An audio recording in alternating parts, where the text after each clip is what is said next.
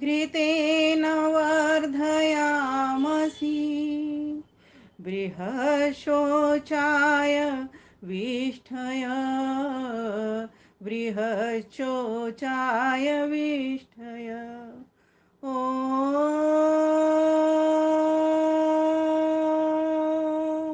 उपत्वाग्ने हविष्मति घृताचीयन्तु हर्यत जुषस्व समिधो मम जुषस्व समिधो मम। ॐ नमस्ते अस्तु आयते नमो अस्तु परायते नमस्ते प्राणतिष्ठत आसीनायोत ते नमः आसीनायोत ते नमः। दिलशाद गार्डन के तत्वाधान में बहुत ही सुंदर कार्यक्रम विमल वेदवाणी, इसमें विमल वाणी लिखा है, मैंने इसको वेद और लगा दिया, इसमें विमल वेदवाणी आपका महिला सत्संग कार्यक्रम ये चल रहा है। काफ़ी समय से चल रहा है, पहले भी मुझे लग रहा है एक दो बार और अवसर मुझे प्राप्त हुआ है आपके मंच से जी। वही मुझे थोड़ा ध्यान आया देख करके। और दूसरी बात, इसमें बहुत सारी बहनें माताएं जुड़ी हुई हैं, श्रीमती सुषमा भगत, श्रीमती सुधा आर्य, श्रीमती अरुणा मुखी, श्री सुरेश मुखीजा, श्रीमती सरिता डाबर, और जिनके जो निवेदक हैं वो आप हैं स्वयं, मेरी कुशल मंच संचालिका बहन किरण शर्मा जी, बहन सरिता डावर जी, बहन चेरी सहगल जी, और जितनी भी माताएं बहन हैं। अभी मैं पुष्पा माता जी को देख रही थी, शशि प्रभा माता जी को देख रही थी, बड़ा ही सुंदर भजन गाया, मेरा मनपसंद भजन गाया उन्होंने। वास्तव में कर लो वेद का पान जीवन सुधरेगा। और मैं तो कहती हूँ करें हम ऐसी बहनें, शशि प्रभा जी को प्रणाम, जीवन सुधरेगा। क्योंकि वास्तव में व्यक्ति ऐसे ही लोगों की प्रेरणा से, ये जो अपना कार्यक्रम चल रहा है वेदवाणी का, विमल वेदवाणी का, ये मृदुला माता चोटानी जी को मैंने एक जगह पर अनाउंस करते देखा था, बहन सुरेखा चोपड़ा जी के मंच पर। और ये बात कहते हुए मैं गर्व अनुभव करती हूँ कि हमारे देश के भीतर भी आज भी वैसी गार्गी मदालसा जैसी माताएं मौजूद हैं, जो हमको समय समय पर प्रेरणा करती हैं, प्रेरणा करके और सिर्फ छोड़ ही नहीं देती, हमको जगाती हैं, उठाती हैं और लेकर के अपने साथ साथ चलती हैं। और सिर्फ हमें ही नहीं, जहाँ जहाँ से जो जो माताएं बहन जुड़ रही हैं, इन कार्यक्रमों में भाग ले रही हैं, या जिन जिन के पास ये पत्रक नहीं पहुँच पा रहा है, पहुंचना चाहती हैं लेकिन वो कार्यक्रम से नहीं जुड़ पा रही हैं, ऐसी सभी माताओं को, बहनों को, भाइयों को, जिनको अवसर प्राप्त हो रहा है या जिनको अवसर भी प्राप्त नहीं हो पा रहा, वे भी इच्छुक हैं, ऐसी सभी माताओं, बहनों, भाइयों को मैं हार्दिक नमन, वंदन, अभिनंदन करती हूँ। परमपिता परमेश्वर हम सभी को सद्बुद्धि दे कि हम सभी इस विमल वेदवाणी के पास बैठने वाले बने। क्योंकि अगर व्यक्ति को शांति चाहिए, सुख चाहिए, लंबी आयु चाहिए, हर तरीके की सुविधा चाहिए, इस संसार का सुख चाहिए और उस परमात्मा का सुख चाहिए, तो विमल वेदवाणी के पास बैठना ही होगा, उसका अमृत पान करना ही होगा। तभी जीवन सुंदर हो सकता है, महक सकता है, सुधर सकता है, अन्यथा और कोई इलाज इसका नहीं है। तो परम पिता परमेश्वर की चूंकि ये वाणी है, वेद वाणी है, पर आज मेरा विषय थोड़ा अलग है। हाँ, पर इस वेद मंत्र को मैंने जिसको बोला है, यजुर्वेद का मंत्र बोला है, हम सभी दैनिक यज्ञ में इस मंत्र से तम त्वा समित भिरंगरो एक समिधा लगाते हैं। इस मंत्र की व्याख्या के आधार पर मैं अपनी बात को उठाना चाहूंगी कि परमपिता परमेश्वर से इस मंत्र के भीतर क्या कहा। तम त्वा, प्रभु आपको, समित भिरंगिरो घृतेन वर्धयामसी, इसके भीतर जो शब्द आ रहा है अंगिरो, अंगिर, अंगिर कहते हैं उस परमात्मा को जो हमारे अंग अंग में, अंग प्रत्यंग में अपने रस का, अर्थात आनंद रस का संचार करने वाला प्रभु है। ऐसे प्रभु को मैं नमस्कार करती हूँ, जो प्रभु हमारे अंग अंग में, अंग प्रत्यंग में, ये सभी हमारे अंग हैं जो आपको दिखाई दे रहे हैं, ये सभी अंग हैं हमारे स्थूल भूत के, आंख, नाक, कान, इन सभी के भीतर अपनी दिव्यता, अपनी पवित्रता, अपना आनंद, अपना रस भरने वाला परमपिता परमेश्वर, उसी का नाम अंगिर है। इस मंत्र कितना सुंदर मंत्र है। इस मंत्र के भीतर जो ऋषि हैं, इसके भारद्वाज ऋषि हैं। ये भारद्वाज ऋषि हमको बताना चाह रहे हैं, जिन्होंने ईश्वर से इस मंत्र को साक्षात किया है। माना कि चारों वेदों को चारों ऋषियों ने किया, लेकिन एक एक मंत्र का, एक एक सूक्त का भी एक एक ऋषि हुआ करता है। तो यहाँ पर भारद्वाज जो भरण पोषण कर रहे हैं, किसका? ज्ञान का, अपने भीतर, और अपने भीतर ज्ञान को भर करके हम तक पहुंचा रहे हैं। ऐसे ऋषि भारद्वाज को नमन करते हुए, उनकी ही जो दृष्टिगत उन्होंने जो वाणी परमेश्वर से की है, उस वाणी को आप तक पहुंचाने का छोटा सा एक प्रयास मैं आप तक कर रही हूँ। तो इसके भीतर जो शब्द आया है समिद्भि और घृतेन। समिद्भि समिधा के लिए आया है। समिधाएं, कितनी समिधाएं? तो 3 समिधाएं लेकर के हम यज्ञ करते हैं। फिर इसमें कहा कि घृतेन, घृत के द्वारा। अब समिधाएं और घृत का इनका कनेक्शन क्या है? बड़ा जबरदस्त कनेक्शन है। जब हम भौतिक यज्ञ कर रहे हैं तो जब तक घी नहीं डालते तब तक समिधा प्रज्वलित तो नहीं होती। यज्ञ कुंड के भीतर जब यज्ञ के भीतर जब समिधा लगा देते हैं, हम सारा और भी सामान लगा देते हैं, लेकिन घी अगर उसमें नहीं डालते तो समिधा में लौ पैदा नहीं होती, अग्नि पैदा नहीं होती। तो आज का जो मेरा विषय है, कैसे रीझेंगे भगवान। भगवान का एक नाम यज्ञ पुरुष है। बोलते हैं ना, बोलिए यज्ञ पुरुष भगवान की जय। और यज्ञ पुरुष वेद भगवान भी हैं, और यज्ञ पुरुष स्वयं परमपिता परमेश्वर भी हैं। तो इस प्रकार से जो यज्ञ की अग्नि भौतिक अग्नि है, वो भी पुरुष है। क्योंकि सारी पुरी को, ब्रह्मांड पुरी को और ये पिंड पुरी, दोनों ही पिंडों को, ब्रह्मांडों को सभी जगह पर आहुति पहुंचाने वाली, सभी को ज्ञान पहुंचाने वाली, सभी के भीतर रस पहुंचाने वाली, प्रदीप्त करने वाली वो अग्नि है। वही परमपिता परमेश्वर है। तो वो ऋषि क्या कहना चाह रहे हैं हमको, कि ईश्वर हमें क्या बता रहा है? ईश्वर हमसे कह रहा है कि मुझे आत्मसात करना प्रभु, मेरे बच्चों शुरू कर दो। वो कैसे होगा? तो कहा जिस प्रकार से यज्ञ के भीतर जब 3 समिधाएं लेते हैं, 3 समिधाएं प्रतीक हैं, पृथ्वी लोक, अंतरिक्ष लोक और द्यूलोक की। तो तीनों प्रकार का व्यक्ति को ज्ञान होना चाहिए, और यह ज्ञान किया ऋषियों ने ईश्वर से, तभी जाकर के हम तक वो ज्ञान पहुंचाया, और हम उसी कार्य को कर रहे हैं यज्ञ के माध्यम से। तो भौतिक यज्ञ हम कर रहे हैं, और हम आंतरिक यज्ञ भी करते हैं नित्य प्रति ब्रह्म यज्ञ के माध्यम से। तो भौतिक यज्ञ में जब 3 समिधाएं लगाते हैं, तो परमेश्वर से कहते हैं, प्रभु मैं ये जो 3 समिधाएं लगा रहा हूं, ये घृत के द्वारा इसकी लौ को ऊपर उठा करके लगा रहा हूं। क्योंकि ध्यान देना, अग्नि 3 प्रकार की से जलती है। एक इद्ध होती है, एक समिद्ध होती है, एक सुसमिद्ध होती है। तो यज्ञ कैसे रीझता है हमसे, पहले तो इसी बात को समझेंगे, तब तो हम भगवान तक पहुंचेंगे कि भगवान कैसे रीझेंगे। तो यज्ञ पहले हमसे इसी तरह रीझता है कि अगर पर्याप्त मात्रा में उसमें घी डाला जाए, जितनी उन समिधाओं को जलने के लिए आवश्यकता हो उतना घी डाला जाए, तो वो समिधाएं ऊपर की ओर अग्नि को ले जाती हैं। और ध्यान दीजिएगा, जब इद्ध अग्नि होगी, धुआंधार अग्नि होगी, अभी जलना ही शुरू नहीं किया, इसने थोड़ी थोड़ी जली है, स्टार्ट हमने किया ही किया है माचिस की तीली से, दीपक के द्वारा, तो वह थोड़ी थोड़ी जली है। अब वो उसमें कितनी भी समिधाएं डाल, वो सामग्री डालना या कोई भी सामान डालना, वो जलेगा नहीं। दूसरी होती है समिद्ध, थोड़ी सी अब लगने लगी है, 1-2 समिधाओं ने पकड़ा है, अभी पूरी समिधाओं ने नहीं पकड़ा। तब क्या होता है, तब उसके बाद में जो सामान आप डाल रहे हो वो सिर्फ पृथ्वी लोक तक रहता है। एक होती है अग्नि प्रज्वलित, एकदम ज्वलित के बाद में प्रज्वलित, प्रकृष्ट रूप से जलना शुरू कर देती है वो। तब क्या होता है, वो पृथ्वी लोक, अंतरिक्ष लोक और द्यूलोक तक पहुंचाने वाली होती है। द्यूलोक कहता है सूर्य लोक को। और सूर्य का काम क्या होता है? सूर्य का काम होता है अपनी अग्नि के द्वारा, अपने ताप के द्वारा अग्नि कुंड में छोड़ी हुई जो सामग्री है उसको ऊपर पहुंचा देना, और बादल बना करके घी के द्वारा जमा देना उसको, बादल को, और फिर जब गर्मी को के द्वारा उस बादलों को पिघला करके फिर नीचे बरसा देना। ये काम सूर्य का होता है। फिर उसका लाभ अन्न को पका करके, ये भी काम सूर्य का है। ठीक है, और फिर हम तक वो अन्न आता है और हम खाते हैं और हमको प्राण ऊर्जा में प्राप्त हो जाती है। ये तो एक भौतिक यज्ञ की प्रक्रिया रही।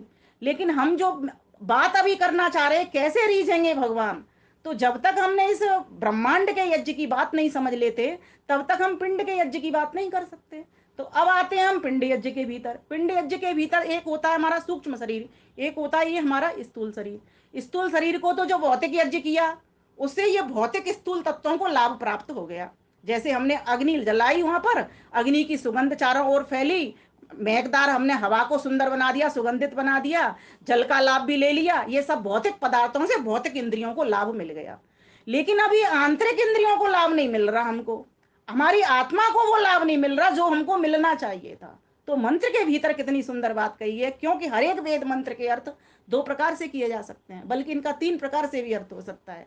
तो एक तो भौतिक अर्थ, एक होता है आध्यात्मिक अर्थ। अब हम आध्यात्मिक अर्थ की ओर आ रहे हैं कि प्रभु तो आध्यात्मिक रूप से रीझेगा हमसे, भौतिक रूप से रीझेगा, मना नहीं है, क्योंकि वो चाहता है कि मेरे बच्चे शुभ कर्म करें, यज्ञ कर्म करें, वेद का पाठ करें, योग करें, इसको पूरे अपने राष्ट्र को, जहां रहते हैं, जहां का अन्न जल खाते हैं, उसको सुंदर बनाए, सुगंधित बनाए, उत्तम बनाए, हर जगह सुख पहुंचाए, वो चाहता है। लेकिन उससे पहले कुछ अपने लिए भी तो कुछ काम होता है, अपनी साधना भी तो कुछ होती है। साधना क्या है? इंद्रियों को साध लेना साधना है।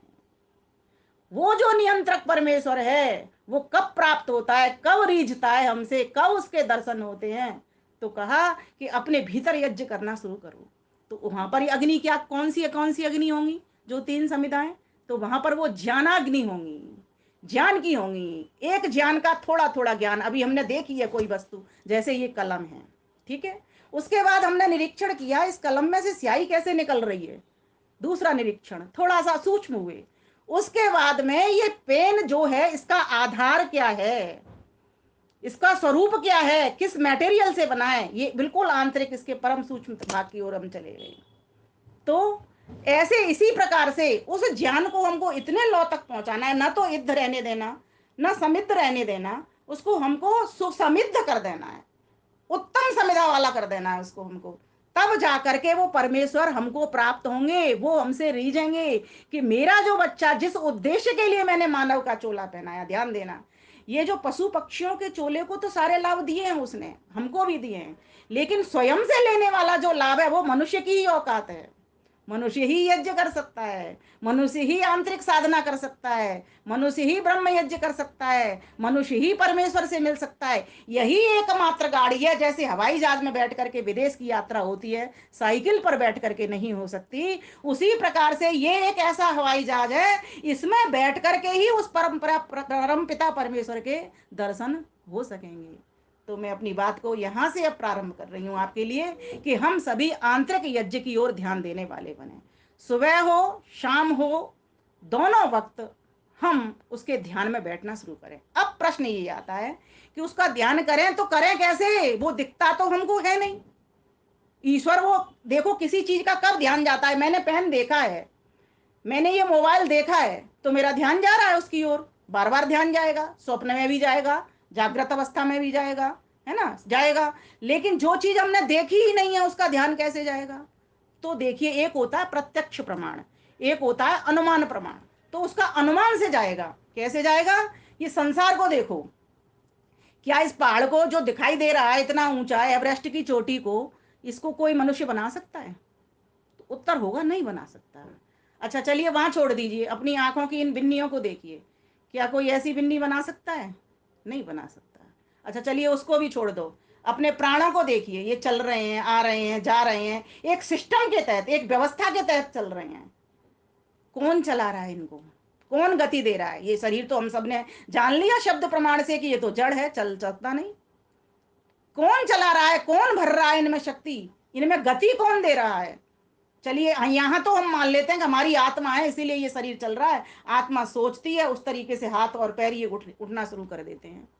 लेकिन ये सूर्य को गति कौन दे रहा है, पृथ्वी को गति कौन दे रहा है? इनमें तो आत्मा नहीं है, फिर इनको गति कौन दे रहा है? तब जाकर के आपको अनुमान प्रमाण से ये लगेगा कि वो ईश्वर है।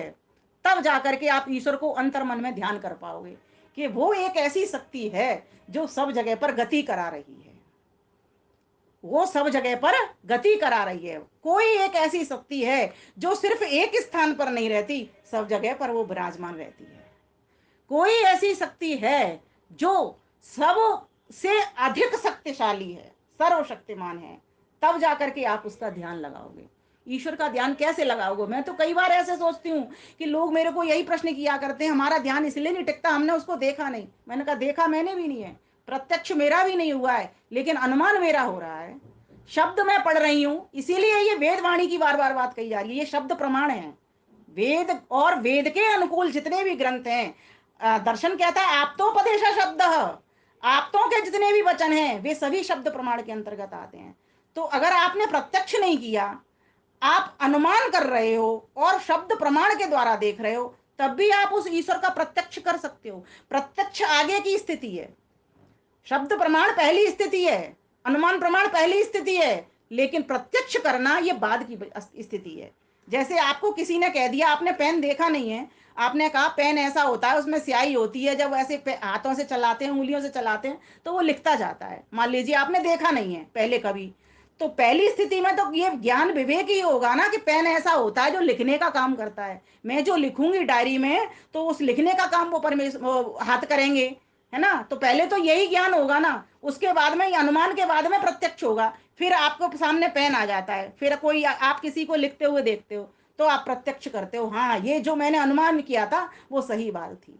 तो ऋषि मुनियों ने उस ईश्वर को प्रत्यक्ष करके हम तक यह शब्द प्रमाण के द्वारा पहुंचा दिया कि वो ईश्वर होता है, और वो ईश्वर कैसा होता है कि वो सब जगह पर रहने वाला होता है, सबसे अधिक शक्तिशाली होता है, और सारे काम वो जीवात्मा के भीतर भी शक्ति भरने का, प्रेरणा करने का काम भी वो परमेश्वर ही करता है। 5 वाक्यों को मेरे साथ आप सभी दोहराएंगे। हम सभी ईश्वर के हैं, मन मन में दोहराएंगे, आप बोलेंगे नहीं। हम सभी ईश्वर के हैं। और अगर कोई बहन बोल सकती है, बहन किरण शर्मा जी अगर आप बोल सकती हैं तो मेरे साथ रिवीजन करती रहें। हम सब ईश्वर के हैं,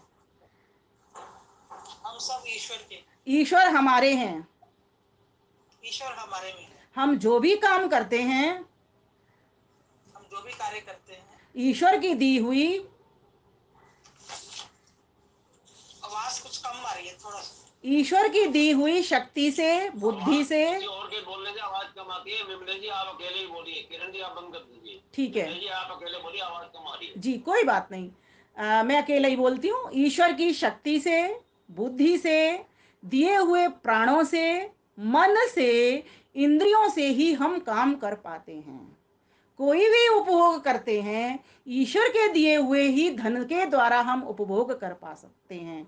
कोई भी किसी भी चीज का हम प्रयोग या सदुपयोग या दुरुपयोग करते हैं तो ईश्वर की दी हुई शक्ति के कारण ही, ईश्वर की हुई सुंदर प्रेरणा के कारण ही हम उसका सदुपयोग कर पाते हैं। तो इस प्रकार से इन 5 वाक्यों के द्वारा हम ये अंदाज, अनुमान में उस परमेश्वर को लाते हैं कि वो प्रभु है, जिसने ही हमको शक्ति दी है, उसने ही हमको बुद्धि दी है, उसने ही हमको ये शरीर, मन, इंद्रियां दिए हैं। और किस लिए दिए हैं, कैसे रीझेंगे भगवान, ये दो दो अर्थों को दे रहा है। एक तो कैसे रीझेंगे, कैसे रीझेंगे जब मेरा कर्म तो ऐसा है ही नहीं, ठीक है। एक कैसे रीझेंगे, क्या उपाय हो सकते हैं इसके रिझाने के परमेश्वर के, ये 2 अर्थों को दे रहा है। इसीलिए जब मैं विषय दे रही थी तो बहुत मेरे को एक बहन ने पूछा भी था कि तुमने ये विषय क्यों लिखा। मैंने कहा ये इसीलिए सोचने के लिए, मजबूर करने के लिए लिखा कि व्यक्ति देखते हैं किस किस ढंग से इस बात को सोच सकता है कि कैसे रीझेंगे। मेरे कर्म तो ऐसे है नहीं जो रीझने वाला वो प्रभु होगा, मेरा मन तो इतना शुद्ध है नहीं, मेरी आत्मा शुद्ध होते हुए भी वो बुद्धि के अनुसार देख रही है, वहां भी वो विकार लेकर के आ रही है। तो फिर कैसे रीझेंगे भगवान। और भगवान तो वहीं रीझेंगे, वहीं प्रत्यक्ष होंगे जहां उनकी समानता मिल रही होगी, जिस जीवात्मा के साथ में उनकी समानता, माना कि स्वरूप से समानता है, वो भी चेतन, मैं भी चेतन, हम दोनों चेतन है, लेकिन फिर भी वो नहीं रही रीझ पा रहे हैं। ऐसा क्या कारण है। क्योंकि व्यक्ति क्या है, मनुष्य क्या है, वो अपूर्ण है, अल्पज्य है। वो कहां से सुख प्राप्त करता है, वो प्रकृति से प्राप्त करता है, परमेश्वर के दिए हुए पदार्थों से सुख प्राप्त करता है। ठीक बात है, करना भी चाहिए, मिले हैं ये सुख साधन, भौतिक सुख सामग्री मिली है तो हमको करना चाहिए, बिल्कुल करना चाहिए। लेकिन यहां पर पूर्ण सुख तो नहीं मिल रहा ना, तो फिर पूर्ण सुख कहां मिलेगा। बोले जब व्यक्ति को ये ज्ञान होना प्रारंभ हो जाता है कि पूर्ण सुख उस पूर्ण परमानंद में प्राप्त होगा, तो वो पूर्ण परमानंद की ओर, ब्रह्म यज्ञ की ओर, आंतरिक यज्ञ की ओर बढ़ जाता है। तो मंत्र में कहा, क्या कहा, बृहत शोचाय अविष्टय, हे युवा परमात्मा, हे अग्नि स्वरूप परमेश्वर, हे अजर अमर परमात्मन, तेरा कभी तू जरावस्था को प्राप्त नहीं होता, तू कभी मृत्यु को प्राप्त नहीं होता, हमेशा युवा बना रहता है। बृहत सोचाय, मुझको बहुत पवित्र कर दे, अपने जैसा पवित्र कर दे, बहुत पवित्र, बेहद सोचा है। इसमें जो च और छ मिले हैं ना, इसको अगर विच्छेद कर देंगे तो एक तरफ शौचाय हो जाएगा, एक तरफ बृहत निकल जाएगा।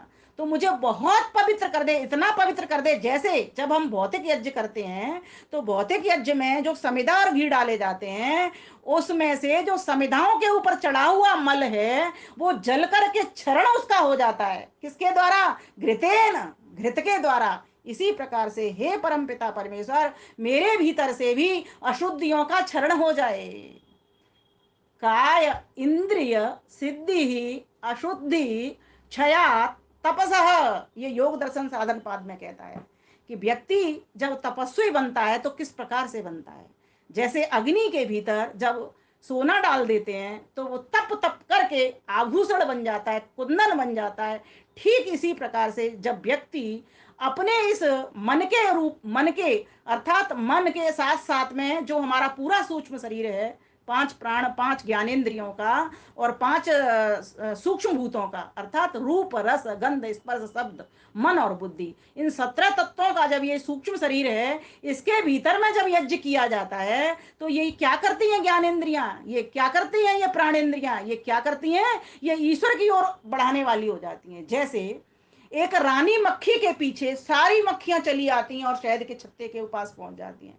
ठीक इसी प्रकार से हमारे शरीर के भीतर क्या होता है कि हमारी आत्मा जुड़ती है मन से, मन जुड़ता है इन इंद्रियों से, है ना, इंद्रियां जुड़ती हैं उन रूप रस गंध स्पर्श शब्द विषयों से, और जुड़ करके फिर वहां से वो ग्रहण करती करती चली आती है। मन उन विषयों में इतना मग्न हो जाता है कि वो भूल जाता है। जैसे ही ध्यानम निर्विषयम मना, वो मन उन इंद्रियों का साथ छोड़ देता है, वो उस इंद्र परमेश्वर की ओर बढ़ना शुरू कर देता है आंतरिक यज्ञ करने के लिए। तो वो रानी मक्खी के पीछे जैसे सभी मक्खियां चली आती हैं, ठीक उसी प्रकार से सभी इंद्रियां सिमट करके और कहाँ चली जाती हैं? मन के साथ जुड़ते हुए परम पिता परमेश्वर के पास चली जाती हैं। मन फिर सीधा आत्मा से कनेक्ट हो जाता है और किसके पास पहुंचा देता है? ईश्वर के पास पहुंचा देता है। तो जितनी भी ये हमारी इंद्रियां, क्यों कहते हैं ध्यान करते वक्त हम कि आंखें बंद कर लो, इसलिए कहते हैं कि बाह्य रूपों में ना जाए, ये रसों में ना जाए, इन गंधों में ना जाए, इन शब्दों में ना जाए, ये उलझाने वाले हैं, ये फंसाने वाले हैं, ये माया, इसलिए तो इसको माया कहा है। ये डाकिनी है, ये पिशाचिनी है। मुसाफिर जागते रहना, नगर में चोर फिरते हैं, जरा होशियार हो रहना, नगर में चोर फिरते हैं। हे मुसाफिर, तू जागते रहना, ये तुझे फंसा लेंगे, ये प्रकृति के सब माया मोह। इसीलिए तू अपनी आंखें बंद कर, और हो सके तो तू अपने कान भी बंद कर ले, हो सके तो तू अपनी वाणी भी बंद कर ले, हो सके तो तू चुपचाप होकर के बैठ जा और उस परमात्मा के ध्यान यज्ञ में अपना मन लगा ले, ज्ञान यज्ञ में अपना मन लगा ले। और ऐसी समिधा बन जा कि जो अग्नि की लौ जैसे तीनों समिधाएं घी पा करके उठ पड़ती हैं, ठीक इसी प्रकार से तेरी ज्ञानाग्नि भी ऐसी प्रदीप्त हो जाए कि ये जो मन है बाह्य ना जाता हुआ आंतरिक होकर के उस परमेश्वर से लौ लगा देवे। तो इस प्रकार से जब व्यक्ति बाह्य भौतिक यज्ञों को करते हुए परोपकार के कर्मों को करता हुआ अपने आंतरिक इस वेदी के भीतर, इस हृदय रूपी वेदी के ऊपर इस आत्मा के लिए यज्ञ हवन सामग्री डाल रहा होता है, इन समिधाओं को डाल रहा होता है, और इसमें ज्ञान की और ध्यान की माचिस की तीली लगा रहा होता है, तब जाकर के ये समिधाएं प्रज्वलित हो जाती हैं, ये ज्ञानाग्नियां प्रज्वलित हो जाती हैं और प्रज्वलित होकर के उस परमेश्वर के पास पहुंच जाती हैं। तो परमेश्वर प्रसन्न होता है। जैसे एक माँ के पास जब उसका बालक खूब सुंदर तरीके से बिना वस्त्र गंध किए और खेलता हंसता हुआ चला आता है, तो माँ क्या करती है? उसको प्यार से ऐसे गोदी में भर लेती है समेट करके। ठीक इसी प्रकार से वो परम पिता परमेश्वर भी जब उसका बालक बाहर से बिना वस्त्र गंधे किया, मतलब यज्ञ कार्य करके आया है, परोपकार का काम करके आया है, कोई गलत काम करके नहीं आया है, किसी के साथ किसी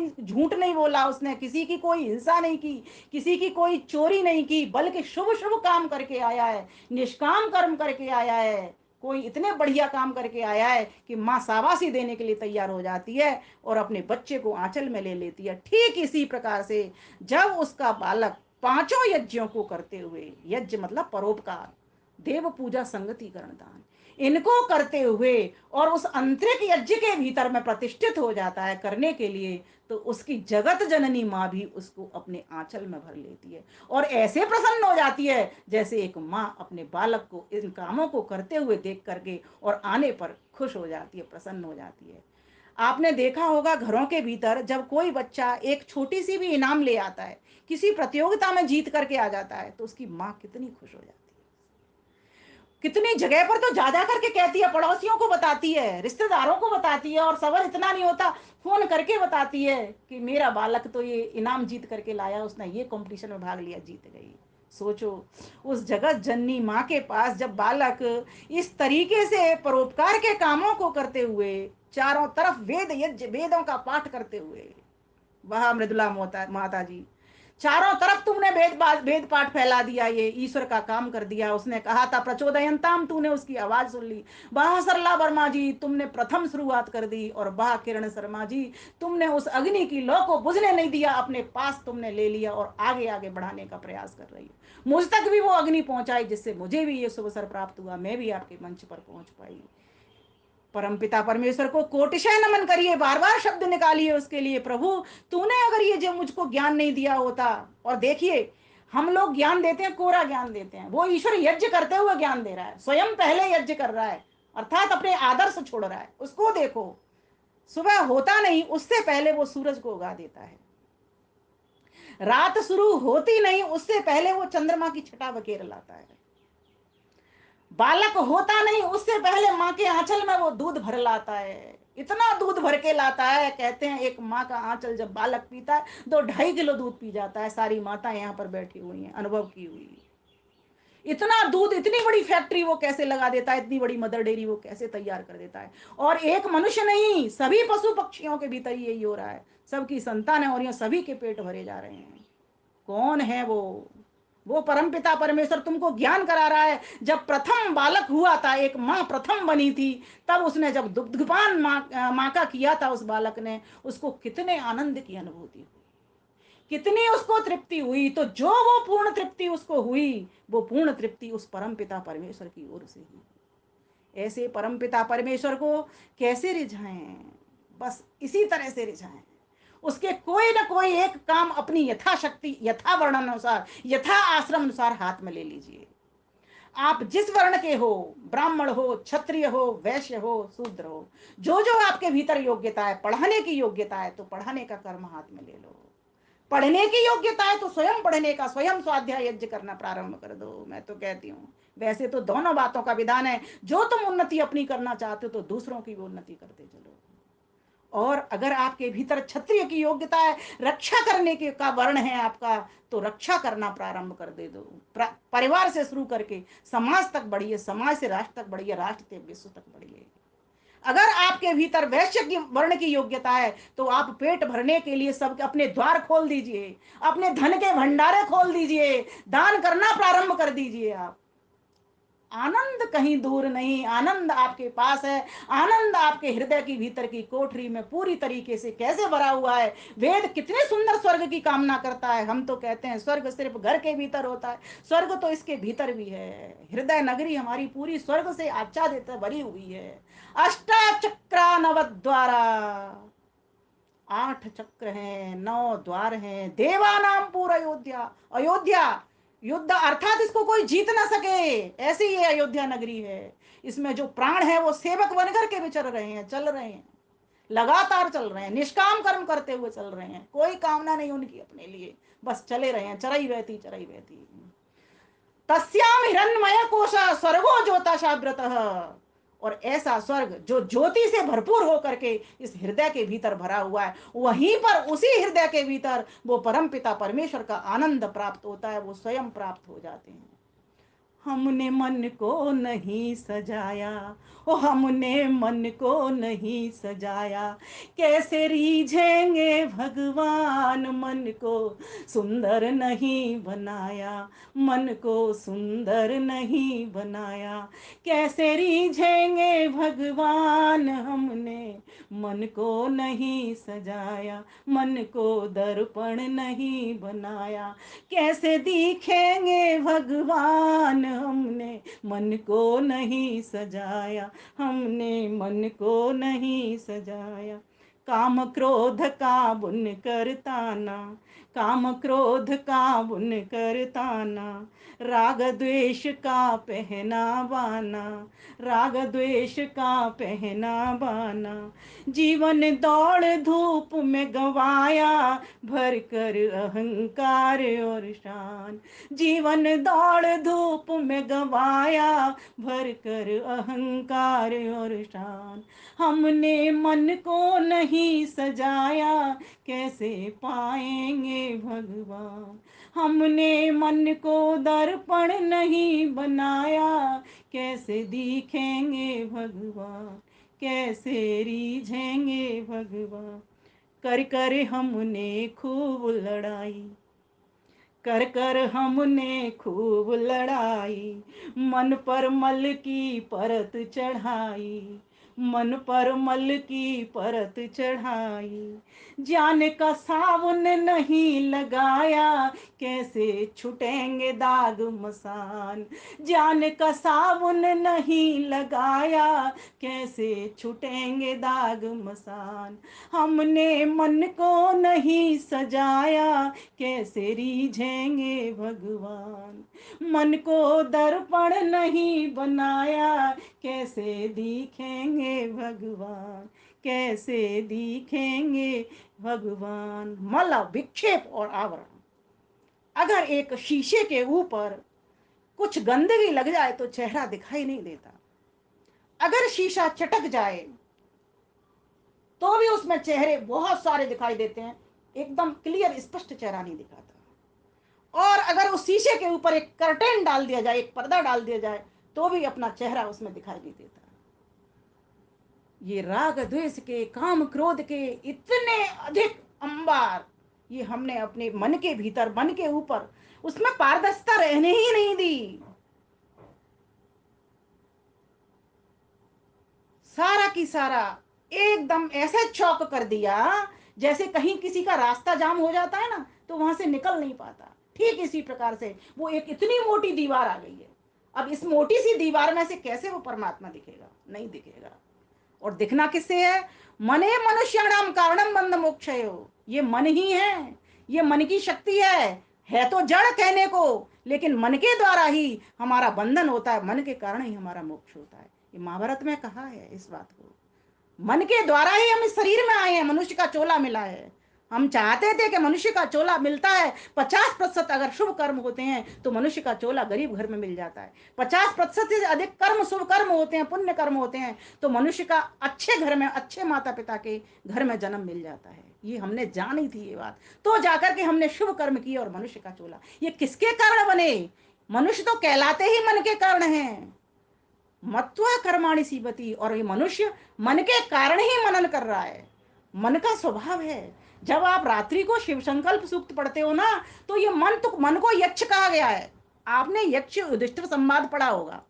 उस यक्ष युधिष्ठिर संवाद में युधिष्ठिर के साथ संवाद हो रहा है, वो किससे हो रहा है? स्वयं मन से हो रहा है। लोग समझते हैं कोई पक्षी है, कोई पक्षी इस तरह नहीं बोलता। मन पक्षी जब लगड़ उड़े, विषय वासना माए, ज्ञानवाज की झपट में जब लग आया नाय। मन का ये जो पक्षी है इतने वेग के साथ उड़ता है विषयों की ओर, वासनाओं की ओर, तब तक उड़ता है जब तक कि इसको ज्ञान व्याज की झपट में ये ना आ जाता, अर्थात शुद्ध ज्ञान इसको प्राप्त नहीं हो जाता। तो बताइए, तो हम क्या करने वाले बने? आंतरिक यज्ञ करने हैं। तो सबसे पहले तो हम इस शरीर को जाने। ये शरीर हमारा किन तत्वों से बना? इसके भीतर प्राण कौन कौन से हैं? 10 प्राण हैं। कितने कोष हैं? 5 इसमें कोष हैं। अन्न में, प्राण में, मनो में, विज्ञान में, आनंद में, ये 5 इसके कोष हैं। सूक्ष्म शरीर क्या है? 17 तत्वों से बना हुआ सूक्ष्म शरीर है, जो अभी आपको बताए थे। और आत्मा, आत्मा क्या करता है? इस मन के सहारे से इसको साधन बना करके, और इस मन के सहारे से सभी इंद्रियों को परमात्मा की ओर लगा देता है। या तो विषयों की ओर जाती है ये मन, आत्मा, मन के द्वारा, या फिर उस विषय को बनाने वाले परम पिता परमेश्वर के पास जाता है। अब जिसको शुद्ध ज्ञान हो जाता है, जिसको आंतरिक यज्ञ करना है अपना, जिसको ब्रह्म यज्ञ करना है, जिसको हृदय को यज्ञ वेदी बनाना है, ऐसा व्यक्ति तो फिर क्या काम करता है कि परमेश्वर से जुड़ने का काम करता है, प्रकृति से छूटने का काम करता है। माना कि प्रकृति से जुड़ा रहेगा, जैसे कमल पानी में बना रहता है, लेकिन वो उसके ऊपर जब पानी को चिपकाने की भी कोशिश करो तो स्पर्श नहीं करता, ढरक जाता है। इतने कोमल पत्ते, इतने चिकने पत्ते उसके होते हैं। ठीक इसी प्रकार से जब व्यक्ति चाहता है कि मैं आंतरिक करूं, यज्ञ करूं और मैं परमेश्वर को प्रसन्न करना चाहता हूं। वैसे एक बात बताती हूं आपको, परमेश्वर कभी दुखी नहीं होता, कभी प्रसन्न नहीं होता। परमेश्वर हमेशा ही आनंद का भंडार है वो। लेकिन ये बात इसलिए कही जाती है कि व्यक्ति अच्छे कर्म करके उसको आनंद को प्राप्त करे। इसीलिए परमेश्वर क्रोधित तो होता है, रुद्र रूप तो लेता है वो अपना, जो गलत काम करते हैं। लेकिन परमेश्वर ऐसे कुछ नहीं करता। हाँ, शाबाशी देगा, अर्थात वो इनाम देगा। उसकी प्रसन्नता और उसका रुद्र रूप क्या है? इनाम देना और दंड देना। तो जब हमें अच्छे माता पिता मिल रहे हैं, और ये किससे मिलते हैं? जाति आयु भोगा तद सती तद मूले विपाको जाति आयु भोगा। योग दर्शन कहता है, महर्षि पतंजलि कहते हैं इसको, कि जाति आयु और ये भोग, ये तीनों हमारे कर्मों के अनुसार मिलते हैं। तो परमेश्वर का काम क्या है? वो प्रसन्न होकर के हमको, अगर वो हमने अच्छे कर्म किए तो मनुष्य की जाति दे देता है, और आयु मनुष्य वाली आयु दे देता है हमको। जैसे एवरेज 100 वर्ष का है, अब 400 वर्ष तक त्रायोसम जमदग्ने कश्यपस्य त्रायोसम, 300 वर्ष से भी अधिक की बात कह दी गई है। महीदास ने 116 वर्ष तक जीवन यापन किया, ऐसा उपनिषद के भीतर वर्णन मिलता है। कृष्ण की भी 124, कहीं कोई 125 बताता है। मतलब बहुत योगेश्वर थे, तो बहुत अच्छा योग उन्होंने किया था, अपनी स्वस्थ शरीर बनाया था, इंद्रियों को मजबूत किया था, उन्होंने भी बहुत अच्छी आयु पाई थी। और जो कोई शराबी जुआरी होते हैं, वो कुछ ही सालों में अपना शरीर खत्म कर देते हैं। तो ईश्वर जो प्रदत्त है वो इनाम क्या है? सुंदर जाति मिलना, लंबी आयु मिलना, और उत्तम भोग मिलना, सुख मिलना उन भोगों से। तो अब सुखों में, इन जो संसार के सुख है उनमें पूरा सुख तो होता नहीं है, तो वो अपना सुख भी परमात्मा दे देता है। आयु प्राणम प्रजाम पशुम कीर्तिम द्रविणम ब्रजत ब्रह्म लोकम, यहीं तक नहीं छोड़ता, इस लोक का सुख तो देता ही है वो, और अपना सुख भी प्रदान कर देता है। तो इसीलिए हमको क्या, पहला कर्तव्य क्या है? ये जो मन है, जो इंद्रियों की ओर, अर्थात इंद्रियों को लेकर के विषयों की ओर जा रहा है, वहां से हटा करके विषयों को उतना ही ग्रहण करना है। करने तो पड़ेंगे, आंखों काम है रूप देखना, आंख देखेंगी, लेकिन क्या देखना, कितना देखना, कैसे देखना, ठीक है, क्या पढ़ना इन आंखों से, कितना पढ़ना, किस चीज का पाठ पढ़ना है ना, और किसी को क्या पढ़ाना, क्या दिखाना, ये इनसे दिव्यता और पवित्रता आती है। आपकी जब दिशा निर्धारित हो जाती है, और दिशा निर्धारित कैसे आती है, होती है, वो तभी होती है जब हम सत्संग करते हैं, संत पुरुषों का संग करते हैं, उस संत परमेश्वर का संग करते हैं जो सत्य है, जिसका तीनों कालों में नाश नहीं होता, ऐसे परमेश्वर का संग करते हैं। जो पूर्ण है, विद्या का भंडार है, विद्या से भरा हुआ है, ऐसे परमेश्वर का संग करते हैं। तो जाकर के फिर परमेश्वर रीझे हुए रहते हैं हमसे। जब बच्चा अच्छा काम कर रहा है ना, और ऐसा काम कर रहा है कि माता को खुशी ही खुशी मिले जा रही है, ऐसा काम कर रहा है ना, और उसको याद भी कर रहा है माँ को, अपनी को, है ना, माँ के ऊपर कृतज्ञता भी ज्ञापित कर रहा है प्रतिपल। माँ ने आज मुझे दूध दिया, माँ ने मुझे सुंदर कपड़े ला करके दिए। क्या हम ऐसा करते हैं? फ्री में हमें सब चीज लेने की आदत पड़ी हुई है, जैसे बिजली पानी दिल्ली में हम फ्री में ले रहे हैं, बस वही आदत हमें ईश्वर के साथ पड़ी हुई है। हर चीज चाहते हैं, परमात्मा फ्री नहीं, फ्री देता है, इसका मतलब ये नहीं है कि आप एक कृतज्ञता के दो शब्द मत निकालो। जब सुबह उठते हो तो इस प्रकार से उसके लिए शब्द निकालो, प्रभु अगर तूने मुझे ये श्वास नहीं बचाई होती तो मैं आज जिंदा नहीं यहां पर उठ पाता। बहुत से लोग हैं जो काल के गाल में चले गए, जिनको सुबह मिली ही नहीं। यहां से स्टार्ट करिए आप उस परमेश्वर को धन्यवाद करना, और यहां से करते करते फिर रात्रि को जब शयन करते हो, तब जाकर के प्रभु तूने ये इतनी अच्छी अगर रात्रि नहीं बनाई होती तो मैं सुख से नींद, सुख की नींद लेते हुए, मीठी नींद लेते हुए तेरे भीतर नहीं मैं स्थापित होकर के आराम से सो रहा होता। सुबह उठते हुए, रात्रि को सोते हुए, और बीच में जो जो काम कर रहे हो, जो जो यात्रा कर रहे हो, नमस्ते अस्तु आयते नमो अस्तु परायते, आते वक्त भी जाते वक्त भी, नमस्ते प्राण तिष्ठता आसीन आयोते न, मैं उठते वक्त भी और बैठते वक्त भी, चाहे कहीं भी आप हो, उस परमेश्वर को कभी भी मत भुलाओ, उसकी हमेशा कृतज्ञता ज्ञापित करो। सब चीज उसने हमको फ्री दे दी है, और एक के साथ दो दिए। एक आंख देता, सोचो एक आंख खराब हो जाती तो फिर किससे देखते? तो दो दे दी उसने, दी ना दो। एक कान खराब हो जाता तो किससे सुनते? 2 कान दे दिए, बोले तब तक यहाँ से काम चला लो। हमारी पूरी मशीनरी के भीतर 2-2 चीज दे दी, 2-2 फिल्टर लगा दिए ना, एक खराब हो जाता है, दूसरा काम कर देता है। 2-2 किडनी लगी हुई है उसमें, देखिए ना, 2-2 प्राण लेने के साधन लगा दिए, 2-2 फेफड़े लगा दिए, एक खराब हो जाता दूसरा, 2-2 किडनी लगा दी, एक फिल्टर खराब हो जाता दूसरी किडनी काम कर लेती है। एक एक व्यक्ति एक एक किडनी से बहुत लंबी लंबी आयु जीता है। बहुत सारे ऐसे लोग हैं जो एक एक किडनी पर चल रहे हैं। तो परमात्मा की हमारे ऊपर इतनी दया है, उसकी दया को जान तभी व्यक्ति समझ सकता है जबकि उसका शुद्ध ज्ञान ले रखा है, और शुद्ध ज्ञान लेकर के यूं ही नहीं बैठ रहा, शुद्ध कर्मों में उतर रहा है। याज्ञिक, वैदिक, धार्मिक जिस प्रकार के ये मंच चल रहे हैं, इन कार्यों को हाथों में ले रहा है। साधुवाद देना चाहूंगी बहन किरण शर्मा जी को और उनके साथ जितने भी आयोजक सदस्य हैं सभी को, और जहां जहां से उनको प्रेरणा प्राप्त हुई है उनको भी, और जिसने शुरुआत की है उनको भी, सभी को मैं यहाँ पर साधुवाद दूंगी और नमन करना चाहूंगी। जिन जिन बहनों के यहाँ पर भजन हुए हैं या आगे हुए होंगे, जिन जिन बहनों ने वेद पाठ किया है या आगे करेंगी, बड़ी ही सौभाग्यशाली हैं। मैं तो कहती हूँ उस परम का काम कर रही हैं, इसीलिए परम सौभाग्यशाली हैं कि जो उनको ऐसा अवसर प्राप्त हुआ है। तो हम सभी इन वेद पाठों को, इन यज्ञ कर्मों को, है ना, और ये जितने भी अच्छे अच्छे काम हैं उन सभी को छोड़ने वाले न बने, इनके द्वारा स्वयं जुड़ करके औरों को भी जोड़ने वाले बने, तभी जा करके उस परम पिता परमेश्वर से जुड़ सकते हैं और उसको रिझा सकते हैं। तो इस प्रकार से कुछ बातें आपके समक्ष मैंने रखी। बातें तो अभी मेरे पास बहुत है, ये बहुत सारा चिंतन आपके लिए करती हूँ, ये आज का ही मात्र चिंतन है, और इस चिंतन में अभी मेरे 20 पॉइंट और हैं, वो मैं अब अगली बार कहूँ कभी आपको बताऊंगी। अभी लेकिन 41 मिनट 33 सेकंड हो चुके हैं, इसलिए मैं अपनी वाणी को विराम देती हूँ, क्योंकि अतिक्रमण नहीं करना चाहिए। समय का पालन हम सभी का करना परम धर्म है, कर्तव्य के साथ साथ।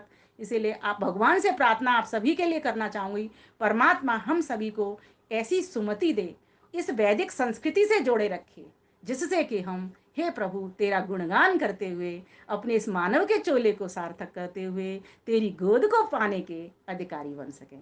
इन्हीं शब्दों के साथ मैं अपनी वाणी को विराम देती हूँ और आप सभी बहनों भाइयों को हार्दिक नमन करती हूँ। धन्यवाद। नमस्ते।